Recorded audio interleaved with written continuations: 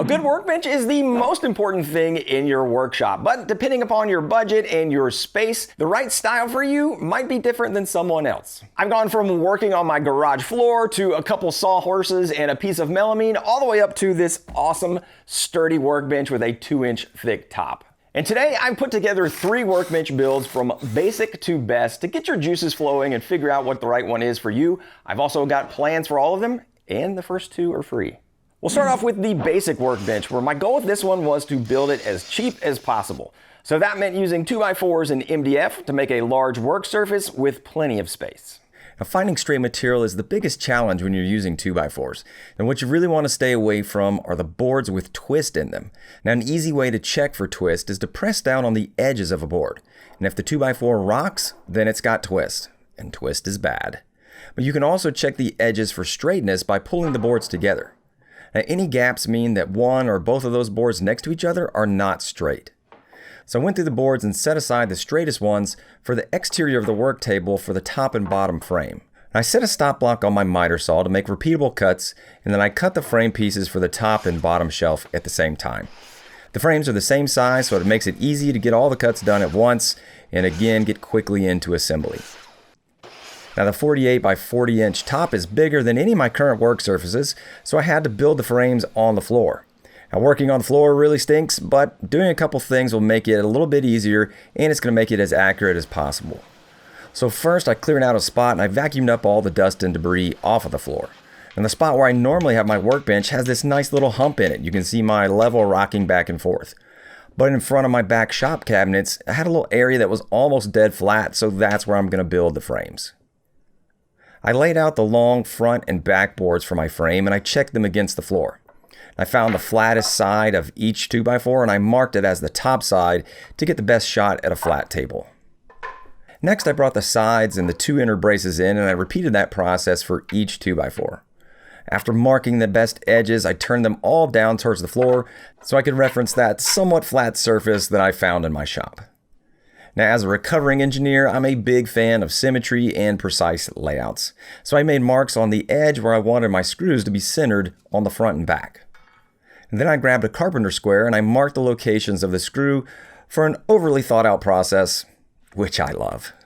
Now, I started on the near corner and I used a scrap block to flush up the outside board with the front. A 90-degree clamping square and a couple of small clamps lined everything up while I drove in my first screws. And the screws I'm using here are number 10 3-inch screws.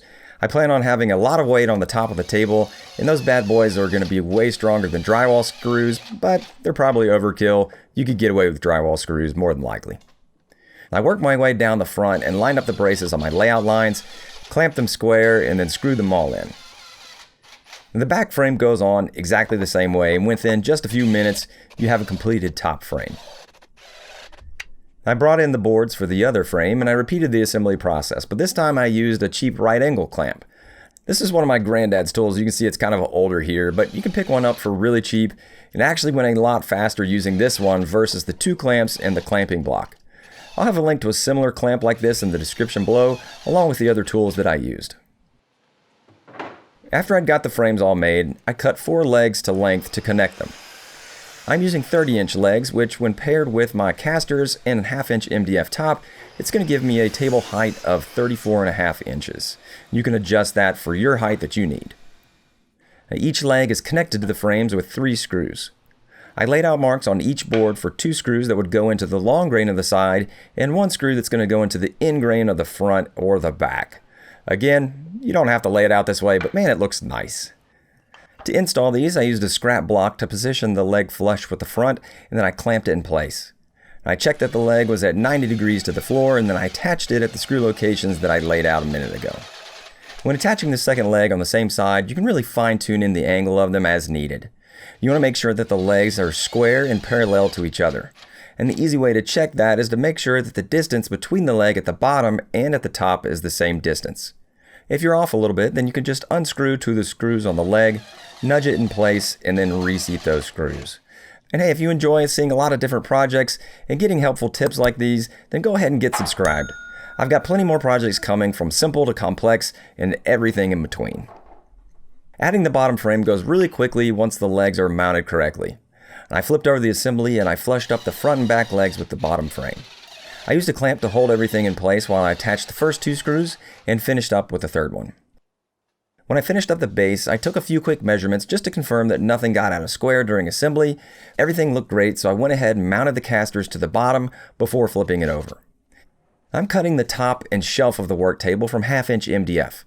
You could substitute 3/4 inch MDF for a little more heft, but the bracing is what gives the table the strength.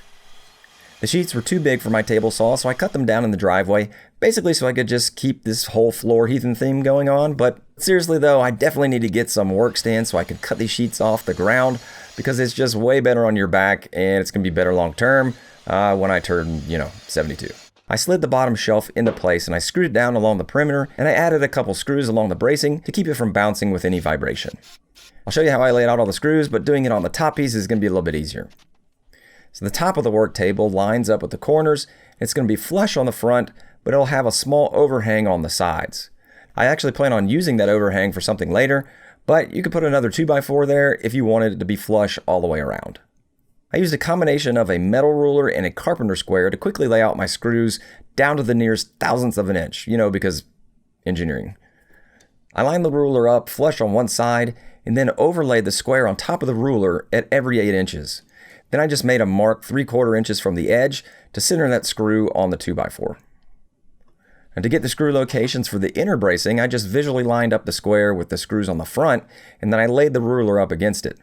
Then I made a mark every 10 inches along the brace, again just to make sure that everything's really secure and I won't have any bounce. I used a countersink bit with a non-marring depth stop for all of these. Now this will give me a consistent depth of each screw, and it'll make sure that none of the screws are sticking up above the surface. And you can secure the first few screws in one corner and then hit another one in that opposite corner. This will make sure that the top stays in place while you're securing everything else. With all the marks made, I just went into Zen mode and I just pre-drilled and screwed down all of those pieces along the top. I'm using 1 1/4 inch screws here, and this may look tedious to you, but I kind of find it oddly satisfying to do this process. So after the top was down, I rounded over the corners to match the curve on the 2x4 edges. This will keep me from snagging anything on them as I go around the work table. Then I applied a couple coats of polyurethane to protect the surface. I used a water-based polyurethane because it dries fast, but it does rough up the surface a little bit, but a quick sanding between coats will get rid of that. Now the work table is big and sturdy, and you can make it quickly for really cheap. It's perfect for an assembly or an outfeed table, or maybe a CNC. I put my new CNC on it, and man did it have a lot of stuff, and I needed some drawers in a bad way. I wanted to organize things and take advantage of that open space below. And you can use this method to add drawers to any workbench and add as many or as few as you'd like. Now, no matter what type of workbench you have, the first thing you're going to want to do is take stock of what you're working with. I removed the lower shelf of the table and I took some measurements.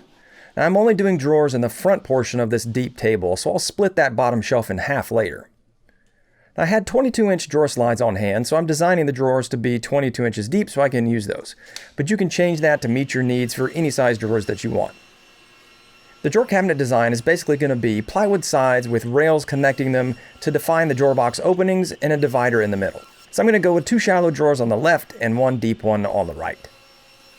I cut down some plywood on the table saw to make the sides divider and rails for that box. Now, test fitting the sides before moving on is always a great idea here.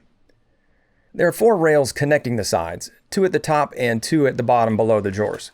They fit in between the sides, so to get a perfect fit, I used an old relative reference trick. I measured the exact distance between the legs of the workbench, which I knew was an even 45 inches since I just built it.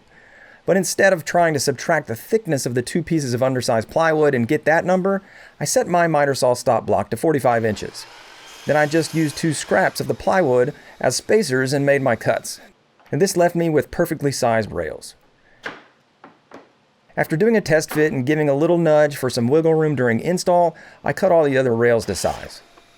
And cutting the ends square first before making your final cut is always a good habit if you're using rough cut plywood. I drilled pocket holes on the ends of all the rails to make the connections to the sides. Then I grabbed the sides and I started assembling the drawer cabinet. Now here's a tip when using pocket holes on the edges of plywood. Whenever possible, you want to angle the pocket screws so they're going away from the edge, not into it.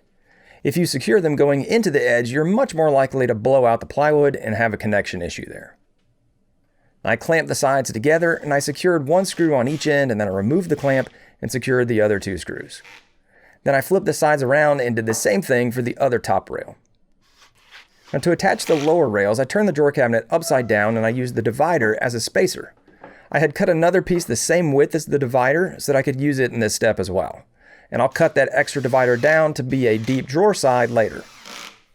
Now, using spacers and relative reference to keep your drawer openings parallel and square is always better than measuring and marking. That said, next I measured and marked for the center divider. Hey, you can't be perfect all the time, right?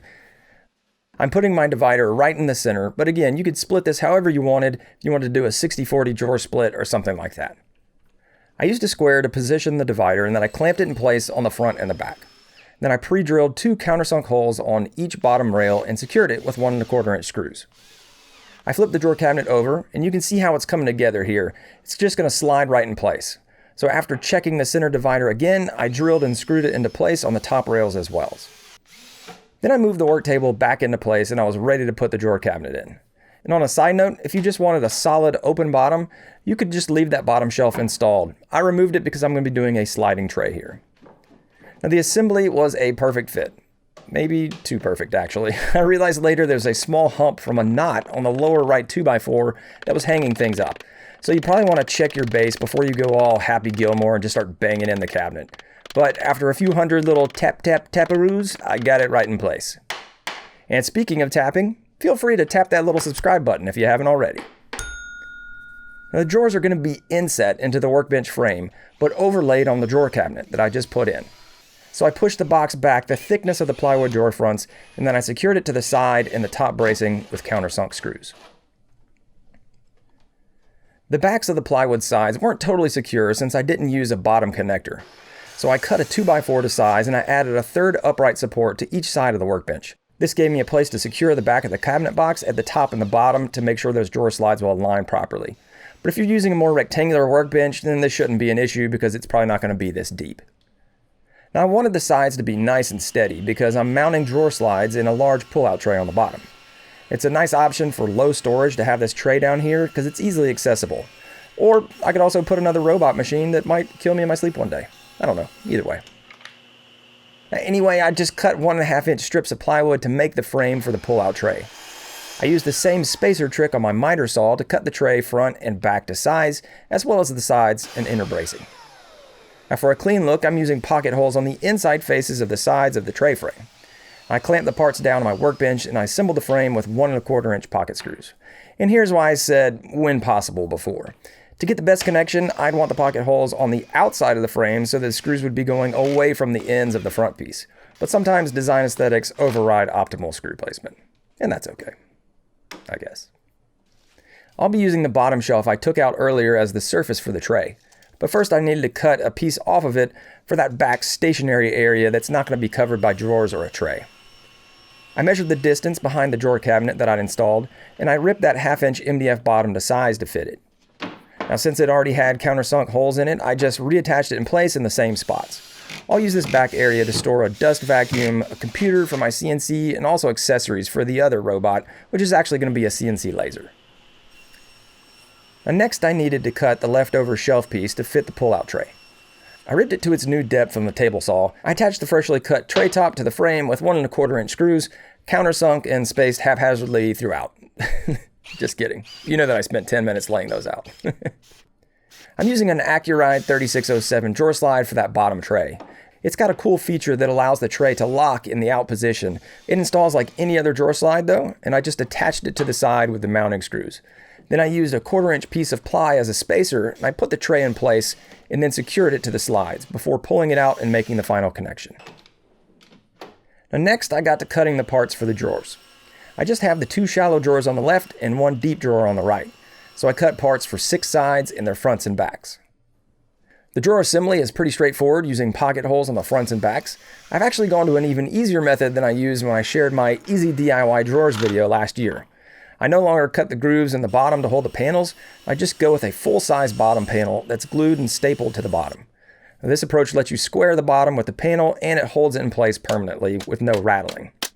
Then I use a chamfer bit in my router to hit the sides of the drawers, which hides the plywood bottom from sight. Next, I installed the drawer slides using wooden spacers to hold them off the bottom rail, and then another larger spacer to position the top slides on the left. I used the 1/4-inch plywood again to space that bottom drawer, and I used 3/4-inch spacers to lift up the second drawer while attaching it. I installed the deep drawer on the right as a nice little complement to the shallow ones. A mix of deep and shallow drawers seems to be the best in my experience versus having them all the same size. Now for the false drawer fronts or show fronts, I'm using a continuous grain piece of plywood. I cut a piece tall enough to fit the vertical opening for the large drawer. After that, I took the piece of plywood for the shallow side and then I just ripped it directly in half. The blade curve cut gives me an 1/8-inch reveal, and now everything fit perfectly. Now since there isn't a spot to rest the fronts on for mounting, I just made my own. I used a 1.5-inch strip of plywood and I screwed it to the underside of the bottom rail with a little bit of an overhang. And this worked out really nicely and it saves any awkward clamping or having to use double stick tape. I used a clamp to hold the bottom show front in place on the drawer since it was easily accessible, and I secured it through holes that I drilled in the actual drawer front earlier. Now for the top drawer and the deep drawer, I couldn't clamp the show front easily like I did on this one because of that top rail of the workbench. So I drilled the holes for the handles first, and then I used those to temporarily secure the drawer front to the box. Now I could pull it out and permanently secure it from the inside and remove those outer screws. So those are two good options for mounting your drawer fronts, and either of them will work just based on the situation you have at hand. Now after that, it's simply attaching the drawer hardware to finish them off, and you got a bay of drawers in your workbench. My custom holders went in the drawers along with some of the supplies for the CNC on the deep side, and then the laser went down below. Now I'll add in the computer, the dust collection, and some other things later, but adding drawers to this workbench was a much needed upgrade, and I hope it really works out great for you as well. Next up is a bit more sturdy and versatile workbench, which can also work as a great outfeed table. In this version, I went with a strong plywood frame, hardwood edge banding for more durability, and some T-track in the top for some better clamping options. All right, so this is the current outfeed table, and it has been great. I built this thing over a decade ago, but the top is now dished out. I want this to be able to pull double duty as an assembly table as well. I think I might even want to put some T-track in the top, but I'll get it assembled first, and then we'll see where it goes from there. Now this design is nothing new, and many other makers have similar styled outfeed tables because it's just a great basic design. Now I'll have free plans to my version with a link down below in the description. This is a great build for leftover offcuts too, since most of the pieces are fairly narrow and under 30 inches long. But you can also make it from one full sheet of plywood if you don't have a lot of offcuts. I started by cutting the parts for a top and bottom frame, and each frame has 2 long sides and 4 short supports that connect them to hold the top and the lower shelf. I used the stop block on my miter saw stand to make short work of the repetitive cuts and get the exact same size pieces. Now like most of my shop furniture, I'm using pocket holes for joinery. I drilled 2 on each end of the short supports. An assembly of the lower frame is straightforward since the inner supports are all the same length. Now having the pocket screws angling outward on the ends isn't the most ideal situation, as you typically want to go away from the ends and not towards them. But the frames are going to be glued and screwed in place, which are going to provide all the support. I evenly spaced the inner supports and then I secured them in place to finish off the frame. Now the upper frame is the exact same as the lower one, except I put a few vertical pocket holes along all the pieces as well. These are going to be used to attach the top to the base, while the shelf will be held in place down below with the legs and a few screws from above. Now a quick tip here. When you're drilling the holes on the ends of the inner supports, it's better to have them spaced a little closer together using the A and B holes on your Kreg jig versus the A and C holes. This is going to give your drill a little more space off the bench when you're securing the lower screws during assembly. Now also, make sure you have the vertical pocket holes facing all the same direction so that you don't have a surprise later on. And next I moved to the legs. I grabbed some more plywood offcuts from the stack and I set up for that first cut. I ran 4 pieces at 3.5 inches wide, then I moved the fence end to 2 3/4 of an inch for the next 4 pieces. Now the legs will be made by joining one of each of these sizes together. I cut all the boards to the same length of my miter saw and then I moved over to the joinery. Now the 2 3/4 inch parts are going to be butted up on top of the wider ones and connected with pocket screws and glue to form a strong L-shaped leg that's 3.5 inches on each side. I drilled the holes and I spaced them out evenly across the board because these will be visible when you look underneath the table. Now to secure the pieces together, I used wood glue and screws and clamped the boards down on the end of the bench. And just make sure that the ends are flush so there won't be any mismatch with that top. For the next assembly steps, I brought over a couple larger pieces of MDF to increase the size of my workbench top. And this is exactly why I need to build a new assembly table that's going to be wider and let me assemble larger things. Now, I love having mobile workstations, so the outfeed table is going to get casters just like the old one. And to give the wheels a mounting spot, I cut some 3.5-inch square blocks out of the leftover plywood. Now, before attaching the wheel blocks, you can pair up the legs to get them exactly how you want them to look if you're a stickler for details like me. And if you don't care, then just keep your mismatched legs to yourself. I used glue and 2 brad nails to temporarily secure each block. Then I came back with a countersink bit and secured them with 1.25-inch screws. I repeated this on all the other legs to finish them off. And make sure you do pre-drill that leg in, because if you don't, you're likely going to split the plywood since you're going into the edge like this. With all my base parts ready, I brought over the top frame first. I laid it upside down to reference the flat surface of the workbench. Each leg gets joined to the frame with glue and 2 screws per side.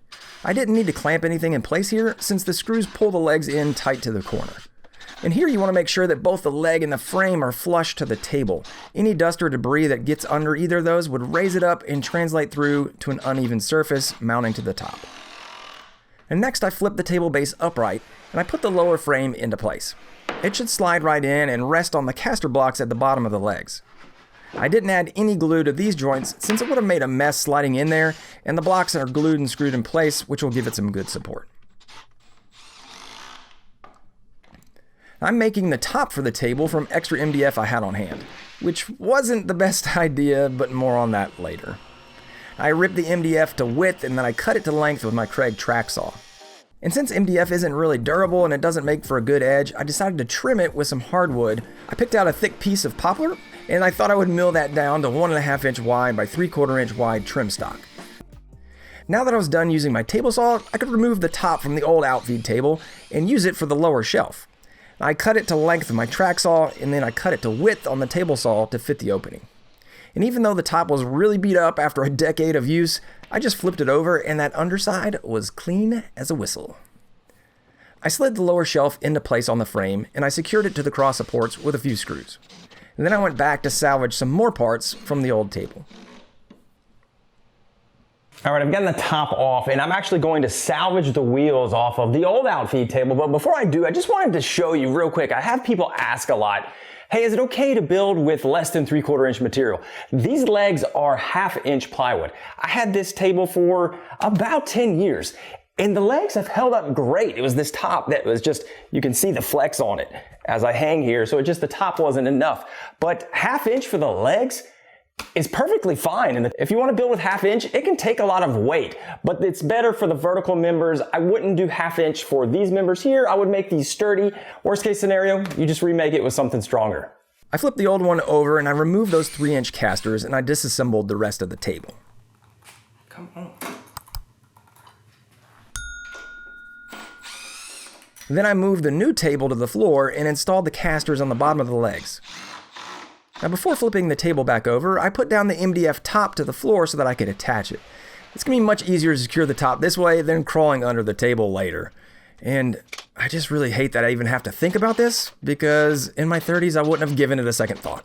But I'm over 40 now, and where did I put my fish oil pills? Oh well. Well, with the top on, I brought over the poplar trim. I started with the short sides, and I set one end flush and made a mark about 1 inch long on the other end. I cut the piece to size on the miter saw, and then I brought it back over to the table. I'm just using glue and brad nails to attach the trim. If it was regular plywood, I probably would have just used pocket screws on the underside and attached the trim before installing the top. But MDF doesn't hold screws very well, so I defaulted to a glue-only connection, held in place to dry with those brad nails. After securing the short parts flush on one side, I installed the long trim on that same side. And when you're attaching the trim, err on the slightly proud side so you can sand it flush down to the top at the end. After that, I used my pull saw to cut the overhang off of the short trim pieces. Putting a little pressure on the center of the blade with my finger while I was cutting helps me keep that blade flush to the side and give me a nice cut. After cutting off the ends, I put in the final piece of trim and glued and nailed it into place. Then I finished everything off by flush trimming those long trim pieces as well. After that, I filled the nail holes with wood putty, and then I sanded the trim flush to the top. I also sanded all around the edges and just smoothed everything out to prep for finish. All right, now there's one more thing that I want to add to this outfeed table, and it's going to be really a test for a future assembly table. This is my current assembly table, and I really like it. It's just a bit too small, and I don't love the dog bench holes on it, but I love having it mobile. So I'm going to put some T-track in the outfeed table. I'm going to put 3 little strips in, 1 at each end and 1 in the center. I'm going to go ahead and go outside to do that because routing in the shop just makes a huge mess. And then I'll install the T-track and we'll see how it looks. The T-track is 3/4 of an inch wide, so I chucked up a 3/4 inch bit in my router. I set it to just over 3/8 of an inch deep, which will put that track right below the surface. I positioned the dados for the track 4 inches from each end and then 1 centered on the table. A straight edge clamp paired up with this router makes the cut really easy. And to avoid tear out going into and out of the cut, I glued some sacrificial blocks onto the trim using painter's tape and CA glue. Now, adding these little sacrificial blocks was a tip I picked up from my buddy Johnny Brook from Crafted Workshop. He did an almost identical outfeed table, but he used dog holes on his top instead of T-track. I'll link below to his video as well if you want to try that option. Now, after cutting the first 2 slots, I was kicking myself for using this MDF. The MDF is fine and good for a flat top, but it is an absolute disaster to route. I would highly recommend using solid plywood if you have it. I just didn't have any large enough pieces on hand. I mean, it worked, but the mounds of dust this thing left on my garage door, as well as everywhere else, just were a complete mess. And needless to say. Now, another issue with the MDF is the poor screw holding ability, like I mentioned earlier. And since I've routed this down, 3/8 of an inch of MDF to screw into just wouldn't effectively hold the track down under pressure. So I cut some strips of plywood to go directly under the T-track, and this will give the screws something to bite into. I glued these strips into place and I weighted them down to dry since I couldn't use any fasteners or they'd poke through those track slots. I also decided to go ahead and fill in the gap between the trim and the apron all around the top. I used some small strips of MDF and glued and nailed them into place. This is just going to give me some additional clamping options on the overhang so everything is flush and I don't have to worry about a mismatch between the trim and the top. And she ain't pretty, but hey, it's a scrap project, right? I flipped the table back over and I test fit the T-track into the slots. Now, the track is longer than the table, so I put it in place and I marked it to size. I did leave the track a little bit short from the ends to avoid cutting too close to the screw holes on the offcut. The track is aluminum and it can be easily cut with a carbide tooth blade on a standard miter saw. Just go slow and let the teeth do the work in small nibbles versus trying to slam through it. Now, to secure the track, I used 3/4 inch number 6 screws, just because the 1-inch screws were out of stock at the home center. I pre-drilled and secured 1 screw on the end of the track, and then that let me pre-drill the rest of the holes without it moving. Then I just went back in and drove the screws through the rest of the track. I do have a self-centering VIX bit that I pre-drill these holes with. It makes this process a lot faster, and it makes sure those screws aren't misplaced, since they don't want to stand proud at the bottom of the track.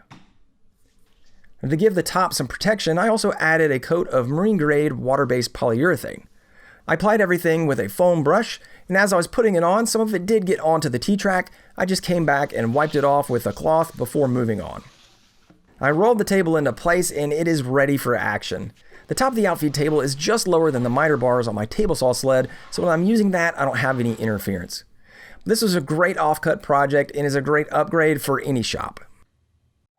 After almost 10 years of light-duty workbenches, I wanted to go big time. I wanted to make something that was big, sturdy, made of solid wood, but still affordable. This is the workbench I'm still using today, and I love it.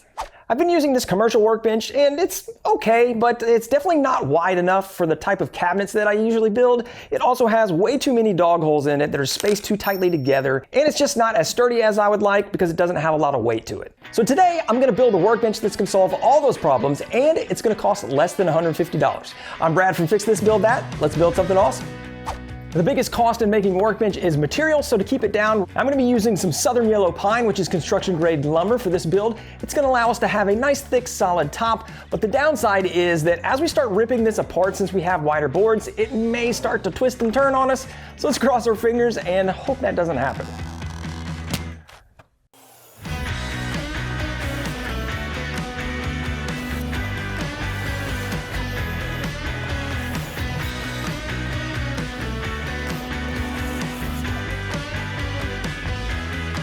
So all of these boards were 12 footers, which I have cut in half because this is the material for the top of the workbench. I do have two different size boards here, 2x10s as well as 2x6s.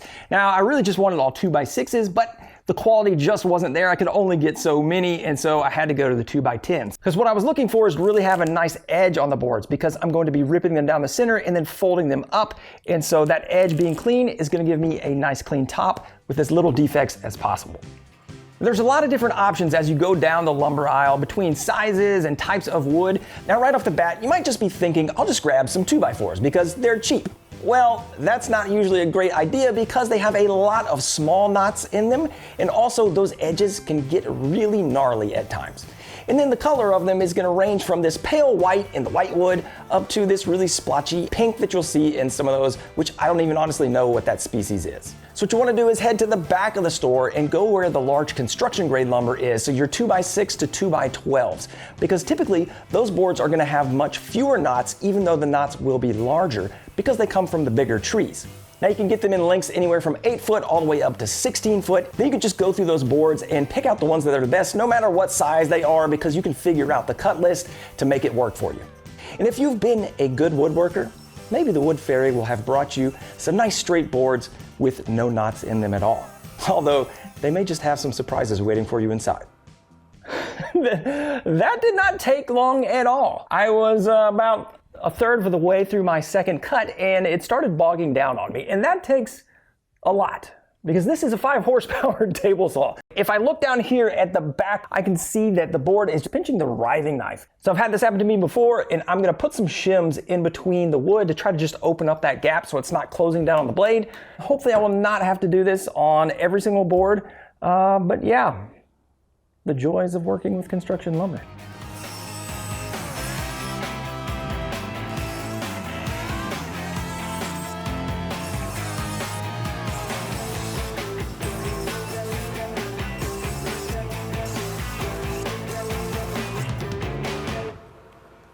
I've got my big section of boards now, and I'm going to do 3 separate glue ups, and that's because the total top is going to be 36 inches wide, and I want to be able to plane each of these individually. So I'm going to do 2 sections of 9 boards and 1 section of 10 boards. So I'm going to sort through the pile, just looking at the defects, and I want to make sure that this top is as clear as possible and that there's no defects showing on the outsides of those glue ups, so I can have a nice clean face on the front of the workbench. All right, I rigged up a little extension table here to the side of the bench so that I can have the full length of these boards.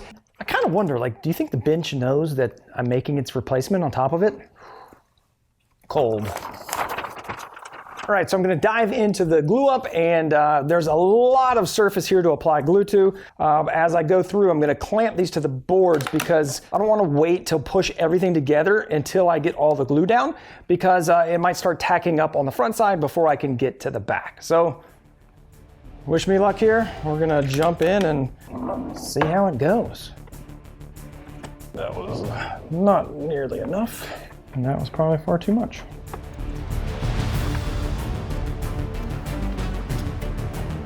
This is not going well. Gotta go faster, gotta go faster. Oh, don't do that. Oh, why are you doing that? Stop. Oh my gosh, this is a disaster. Oh.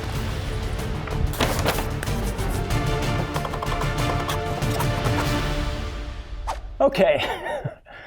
That was way more hectic than I expected, for sure. I've done much wider glue ups and bigger, but it's traditionally been wider boards with thin edges, maybe 1 inch. So having that wide extra surface here makes this a lot more difficult. And the other culprit, and the bigger one, was using the wrong glue. So I was using just the regular Titebond original. So for this next one, I am gonna use the Titebond with the extended set time. I've even heard people using epoxy.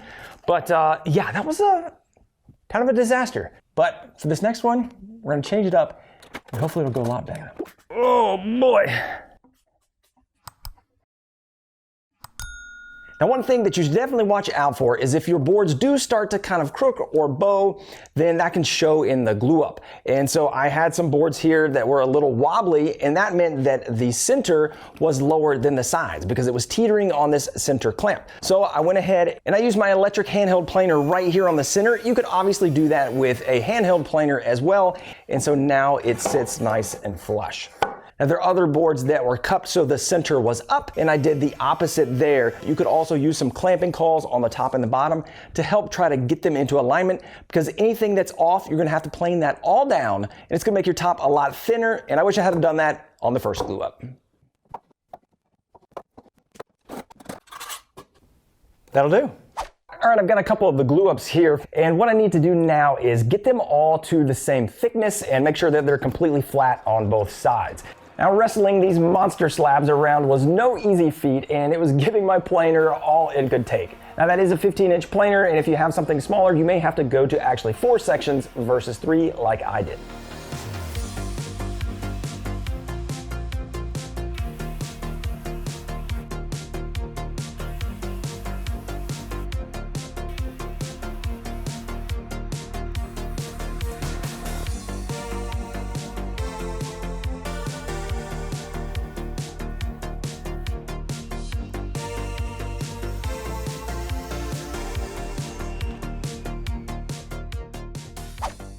All right, to glue up this monster, I had to roll in my outfeed table, and I had to shim it up on a bunch of different wood to get it at the same level, and now I have the width that I need. You can also just go ahead and do it on the floor and just find the flattest spot you can. And after I get the glue on, I will start tightening down the clamps, and I'll use a mallet to get all the seams as level and even as possible, so that we'll have just a little cleanup after it's all put together. Look at the size of this thing. This thing is huge. There is so much space here. This is like 36 inches. I don't know what it actually turned out to be. And, oh wow, we're at actually 37.5 inches. Did I use one more board than I was supposed to?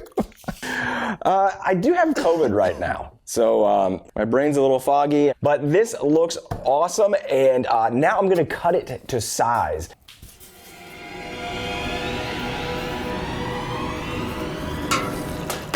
Spilled my Mountain Dew. High alert, high alert.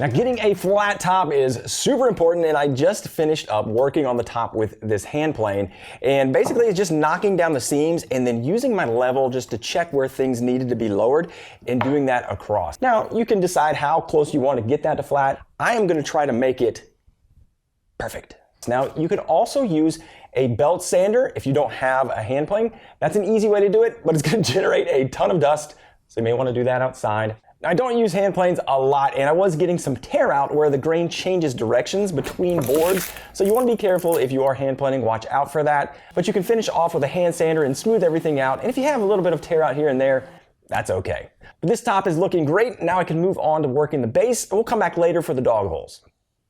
All right, I went ahead and cut all the parts for the base, and I used the same methods through the planer, joiner, and the table saw to get there. And I basically got these to about the same size as a typical 2x4, except of course, these look a lot better. Now I do have a few knots in there because I was not as picky on these because they're not going to be on the top. But I do have these ready for the base, and we'll do some assembly.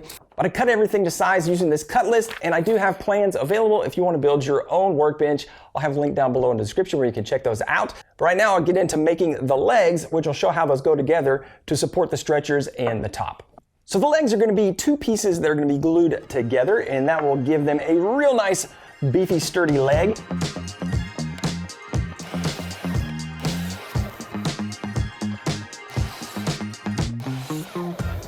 Here's how the glue up's gonna work. This is a full-length leg, and this is the back side.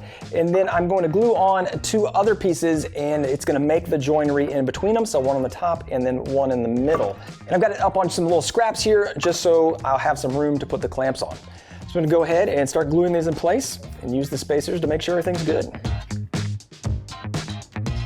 Now this is really slippery, so I'm just gonna tack it in place with some 2-inch V-nails, just to make sure everything stays where I want it. I'll repeat the same thing down at this end, and I'll use my spacer to position this last one. I'll set this aside to dry and do the rest of them.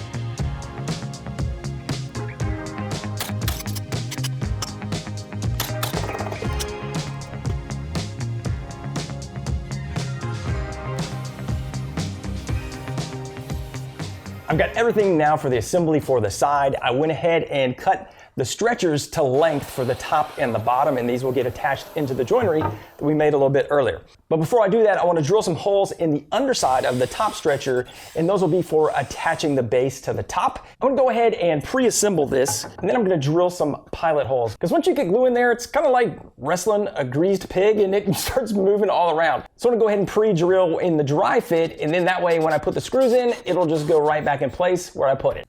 Everything is screwed together, and I did check everything for square, so we are all good. Now, I'm going to do this one section at a time, so I'm just going to take this one off, put the glue on, and then screw it back down, and then repeat it for the top.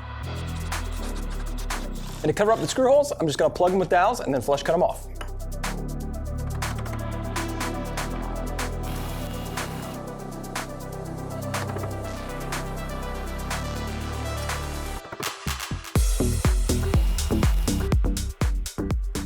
With the sides done, we can start to connect it and make the base. And so I cut to size the supports that are gonna go across the top. I also drilled in some pocket hole joints in here so that we can attach them.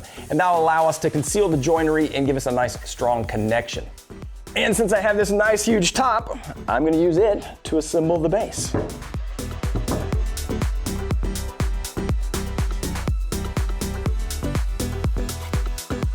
I'm gonna go ahead and put this top piece in place to act as a spacer to make sure that everything is nice and square.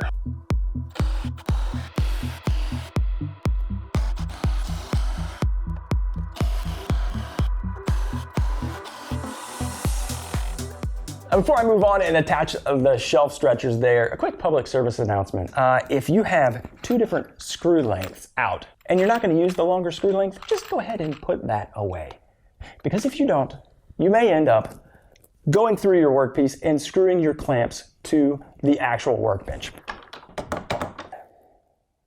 Oh, I put the 2.5-inch screws in the 2-inch screw case. Ah! I have these nice little holes here now in the front. I'm not even gonna fill it. I'm just gonna leave it here because we always need a reminder that mistakes were made.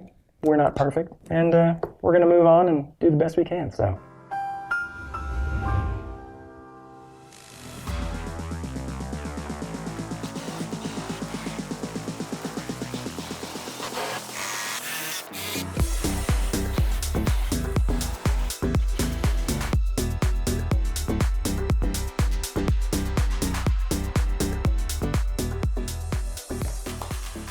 All right, this is the part of the project that I've actually been worried about the most, and that is drilling the bench dog holes. I'm gonna be doing a lot of holes, and I need to make sure that it doesn't hit any of the support pieces on the upper part of the base. Also, I don't know how I want to drill them, so I've got a Forstner bit, a spade bit, and a self-driving spade bit. I went out and grabbed one of these. I bought this little drill press attachment for the drill so that it'll make sure that the holes are straight up and down. And I chucked up the bits and I tried each of them on this offcut to see how they cut. Now, the Forstner bit, I tried that one out first, and that thing was not cutting at all. It's probably gonna make the cleanest and best hole, but my bit must just be really dull. Now, the second one that I tried out here was the spade bit, and that one actually did pretty well, but the hole was a little bit oversized, and I just didn't like the accuracy of it. Now, the next one, the auger bit, that one's just way too aggressive. It blew out the hole on the top, and I just don't really think I would like that one. So, if I had to pick out of the three, I would go with the spade bit, but I didn't really like any of them. So I went out and bought this, and this is an auger bit that is not self-driving, but is specifically made for cordless drills, and it's supposed to be really clean on the exit holes. So I'm hoping this is gonna be the best solution. And I'll have links to all these items that I use so you can check it out and see exactly what it is. That went really well, almost no blowout, and look at the fit on these. This first one's super loose, the next one was still a little bit loose. This guy, nice and tight. You could just use a tape measure and a grid to mark out the locations of your bench dogs, but I do want to have perfect 90 degrees so I can use it for clamping up frames and different things, and so I did use my X-Carve CNC to make this template. Now I just went into easel and I made these 4 inches on center, so there's a 3/4 inch holes, but what I also did was I cut an edge on both sides here of this corner to make sure that this was exactly 90 degrees. For the first set of holes, I'm going to register this on the corner and just clamp it down. I'm going to make sure that nothing underneath is going to get hit. Then after I have a few holes in there, I can start using the dog holes to register it as I move down and make the whole series of holes. A whole series of holes. Going to get holy up in here.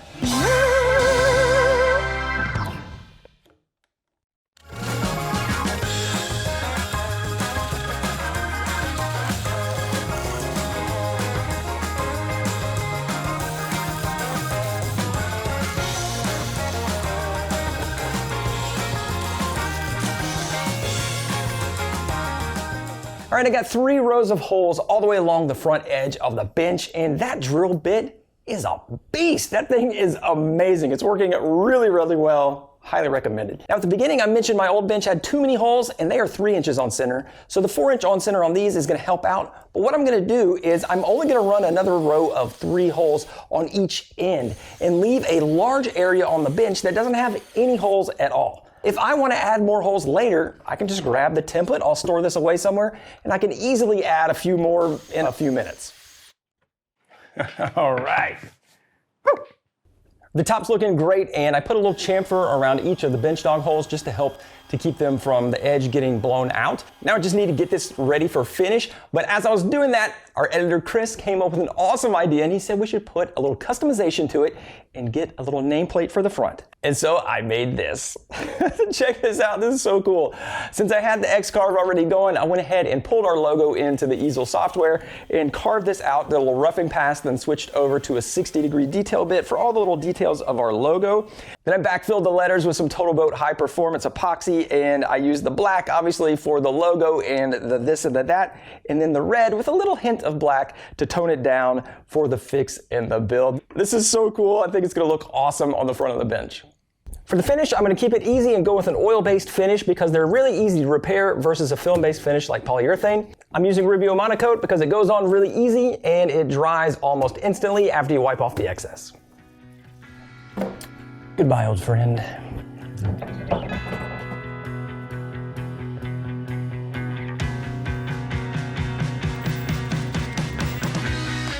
And here's a little bit about how I'm going to use the workbench and some of the design considerations that went into it. First of all, the size of it. This is really nice because now I can fit my 31-inch parallel clamps across there. Before, they would fall off my old bench. Also with the dog holes, there are a lot of different clamping options, whether I want to put something on its edge, so maybe I can use a block plane on it, or if I want to have some just dog holes in front to hold a panel in place while I'm sanding or doing any type of other joinery, that's going to work really well.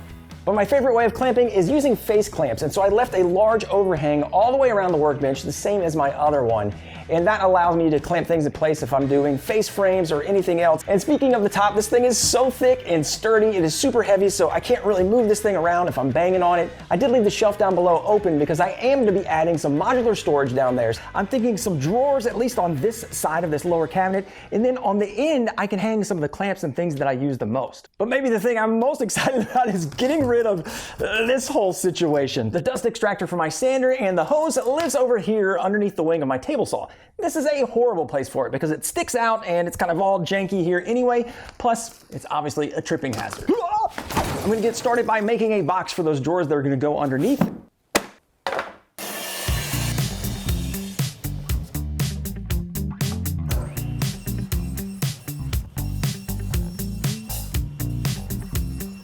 I've got the panels for the cabinet all cut up, and now I'm gonna put them together. And this will be the box that'll just kind of house everything, and then I'm gonna add all the accessories around it. I'm gonna be using pocket hole joinery, so I cut some of those over on the Foreman, and now I can put it together. But first of all, look at how big this bench is. I can fit everything on here. This is exactly why I built this. I don't know why I slapped that. I couldn't have done this big of a cabinet on my old workbench without having like a piece of MDF on the top. Where are my clamps? They're on the floor. Oh. And this is what we're solving today. All right.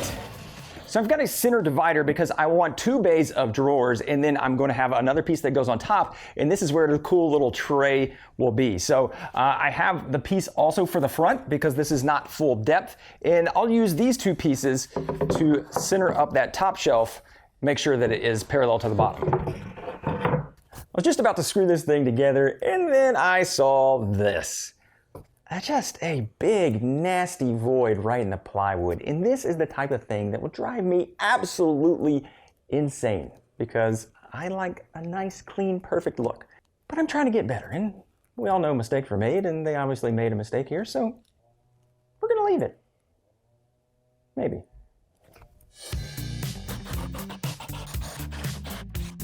Now I can just slide in the center divider. I cut a couple spacers and I can just put these in between the side here and then make sure that center divider is right smack dab in the center of both sides. And here's a little trick for clamping the center dividers because it is set back about, I don't know, 6 inches or so. I can't really put a clamp here and get pressure. So I'll just take a little bit longer board and just wedge it down in there. And now because I have these spacers in here, it will push up against there and be tight and I can screw it in place. All right, I got the carcass all put together. Let's give it a little test fit. There we go. Perfect. Now I do have this little panel that's gonna fit right inside here, and so still not exactly sure what I'm gonna do, but this should be recessed back there. So I think maybe you could make this into like a little tool wall, or maybe even have something else on it. I don't know, but I'm gonna leave it off for now. And while I've got the box down here, I want to focus on the sander area down here for the mock-up. And so I went ahead and cut a little piece of radiata pine, had this left over from the plywood versus MDF test video. Now if I just slide this in, and I want the hose coming out the front, so I'm going to stick it in here in the backside. All right, this worked out perfectly. It fits in there so nicely, but I still have this whole thing of hose and the actual sander itself. So I'm thinking I'll make some kind of little hook here, maybe something like this. And I measured the area and I figured out I can put a little board there to keep the hose out of the way and have a little spot for the sander. All right, I've got some parts here and I think they turned out pretty cool. And I just took these measurements and I put them into Easel, which is the design software that runs my X-Carve CNC. And I designed some parts that I could stack together to hold the hose on the side of the bench. Then I took them over to the X-Carve and had the CNC cut them out. And I love using CNC for this type of work, for making custom tool holders and such. It is awesome. Now, so here's what I came up with. I have a little base piece, and this is solid so I can mount it to the side. And then I cut a bunch of these little spacers, which are just little semicircles. And so as I put these all together, that'll allow me enough room for the hose to sit in. And to make sure it doesn't fall off the end, I made this little guy, which kind of looks like an alien. But when I put it, I realized that it's a little bit too big for the hose. So I made this other one that is slightly more offensive, but more effective. And so that way I could just drop the hose right over the top of a single piece, and I think this is gonna work awesome. And I also cut out this piece for the sander, and this just has a little semicircle in it, and I did route into the back a 45-degree chamfer, and then I put a few 1/4-inch spacers on the back to hold it off the board so that the sander will fit nicely in there. So now I'm just gonna go ahead and glue and nail these together, and then we can mount everything on the side. I put a little finish on this guy, and now I can just screw it in place. All right, now let's give it a test fit. See how this guy works. Yes, that is perfect. It's all out of the way and within the bench.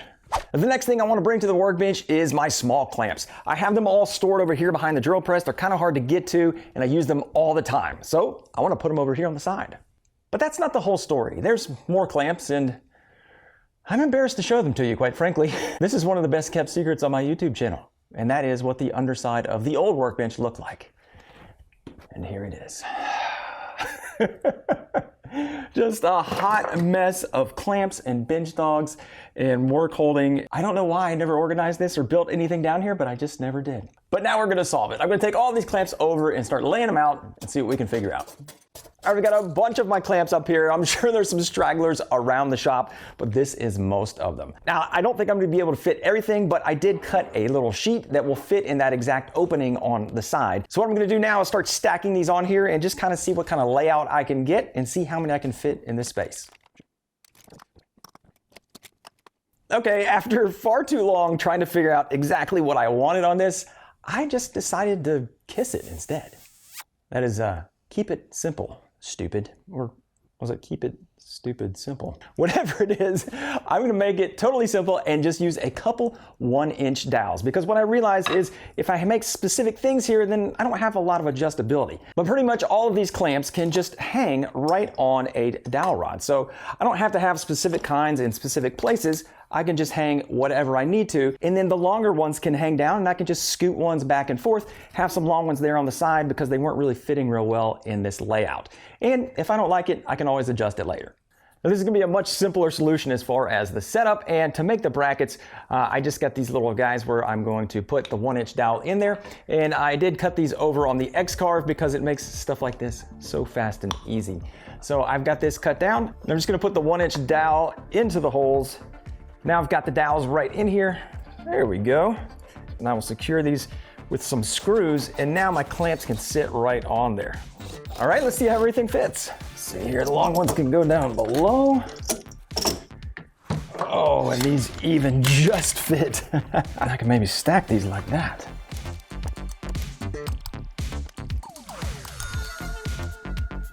Well, it's not perfect, but I like how much it's holding. And I'll have to see as I use it if I need a little bit more headroom in between those lower ones, and if I like having these taller ones kind of staggered in between each other down here at the bottom. But for now, this is gonna work great. Now I'm feeling good about the sides, and it's time to attack the drawers. So what I've done is I pulled out some of the things that I think I'm gonna be using the most at the bench, including some sandpaper, and this is the 3M extract. That stuff is awesome. I'm sure you've heard about it. But I have some screws here, some specialty clamps, as well as some clamping squares. So this is just kind of representative of what I might be using at the bench. So what I want to do is kind of check the heights and then make the drawers specific for what I'm going to be using it for. So we got maybe 3 3/4. That's also right around 3 3/4.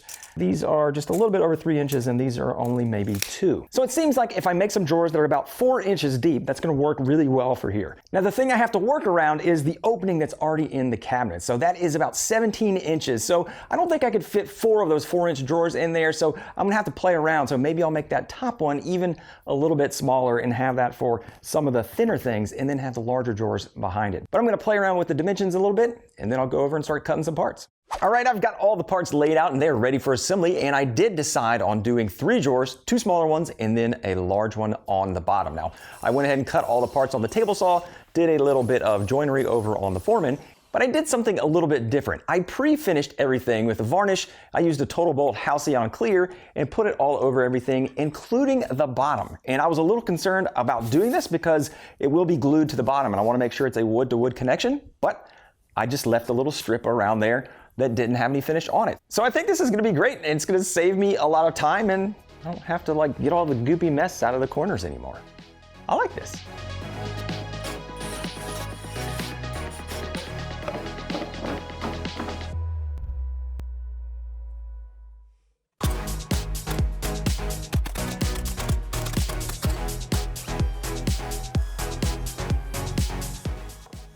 We do have plans available for the Workbench, and there's gonna be a combo where you can get the storage as well.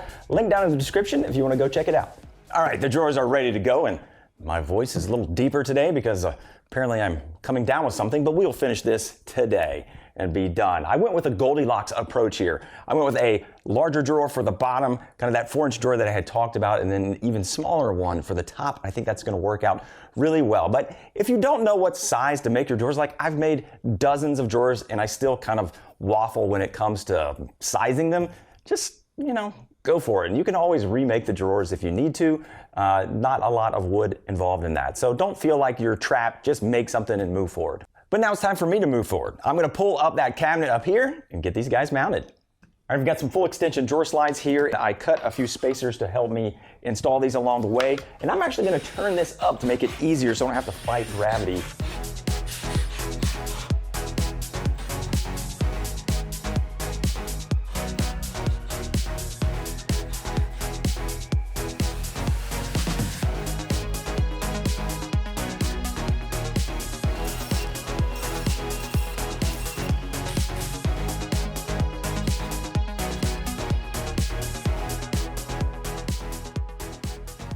All right, that is the last drawer. These look great. This is gonna be awesome storage. If you want to know how I install drawers, I've got a bunch of cabinet videos. You can go check them out. But right now, I'm going to switch over and start making this top drawer, which is going to be like a catch-all tray that I want to be able to access from both sides. So it's not going to have drawer slides.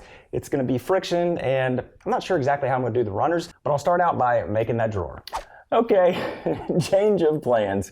I just spent the last hour going through what I'll call a perfectionist's spiral. Or maybe a death spiral. I don't know, something like that. But I was looking for material to make that top drawer, and I couldn't find any. At least I couldn't find the stuff that I wanted. So for this drawer on top, I would want the grain to match the rest of the drawers. Oh, thank goodness this is going the right way. No! So this is the only piece that is long enough, but the grain is going in the wrong direction. And having the grain go vertical across that wide span of the drawer just started giving me heart palpitations. And that led to me thinking about that exposed plywood edge. And so I came back and I put edge banding all over it. I just couldn't help myself. Had to do it. So I'm going to leave this open. It's going to be a shelf instead of a drawer, and I'll see if I like that or not. And I can always add that drawer in later. But in the meantime, on the back side, I've decided I'm going to do a shelf there. And so I do have this one piece that fits right in there. I'm going to edge band this guy and then install that. It'll make me feel good. And in case you were wondering, it is much, much easier to edge band before you assemble. So if you know you're going to do it anyway, just do it beforehand. All right, I took the drawers out so I can put in this back piece here, and this should slide right in and register against that center stop. Let's do a few adjustments, and then I can attach it with the screws from the back. I'm gonna put a few pocket holes on the bottom, and I got a little spacer, and that's where I'm gonna mount this bad boy. So this should be just enough room to fit some finishes, or glue, or bottles, or even a drill if I wanted to put it somewhere. All right, let's see if I can schlep this thing back down here. Oh, boy, that's heavy. All right, that's a good fit. All right, I secured it in place with some screws. Now I can get the drawers in here and get this thing loaded up. I think I like this shelf, and I just loaded it up with a few random things. Also, this little top shelf, maybe be good for just clamps. Put that in during a glue up and, lose everything you put in there. I did add that power strip, and it's right here on the front so I can plug in the sander. Now, this turned out great, but I wonder what Chuck's gonna think.